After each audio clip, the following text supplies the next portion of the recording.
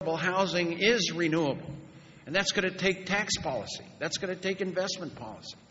That's going to take collaborating with local and state and the federal government doing it together. And it means the American people, too. And this is why I would enlist every American in an effort to conserve energy. But today, you look at the contribution of electric, wind, tide, etc., it isn't very big. It's going to get bigger, and it's going to get better as we develop technology. But right now, there's one technology which can have a dramatic effect on reduction of greenhouse gases and the confluence of our absolute necessity to reduce our dependency on foreign oil. And that's nuclear power, my friends. And I believe that for us to ignore nuclear power as a method, I noticed that got mixed results. Look, I will make a strong case to you that nuclear power is safe.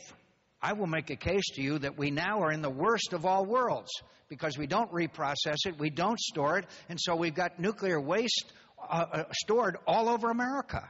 What could be more dangerous to a terrorist attack than not having our nuclear waste either taken care of or at least deposited in one place?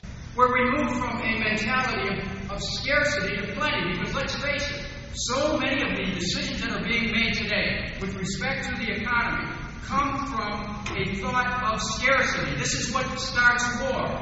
Scarcity. People thinking, well, we have to have their oil. There's a limited amount of energy in the world. We have to have someone's water. There's a limited amount of water in the world. We need to start to move from this scarcity consciousness to an awareness of plenty where we can have the world that we want, but it can be a world that's based on sustainability. It can be a world that's based on green principles. So we have to undo this en masse, certainly, because consciousness is not just an individual construct, it is about a collective participation.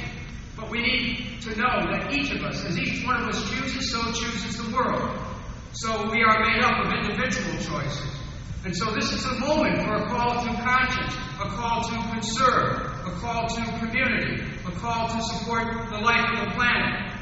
And that's why I've offered this idea of a Works Green Administration, a WGA, where we would reorganize the purpose of our country to make it all about sustainability, to make it the federal government's purpose itself in each and every department an exemplification and an unfolding of green principles. We need to view becoming energy independent like that pit stop where every single second counts. Not like dropping off the family station wagon in Mayberry at Wally's Garage so Goober and Gomer can take a look at it when they get around to it. And frankly, we've had the Goober and Gomer approach to dealing with energy independence in this country. And we need to adopt the NASCAR pit stop approach. We need to explore. We need to conserve. And we need to pursue all avenues of alternative energy, whether it's wind, solar, hydrogen, and yes, nuclear, biodiesel, and biomass. And while I realize that not everybody likes every version of energy, to me the highest priority is becoming energy independent as well as finding energy sources that are clean, sustainable, renewable, but domestically produced.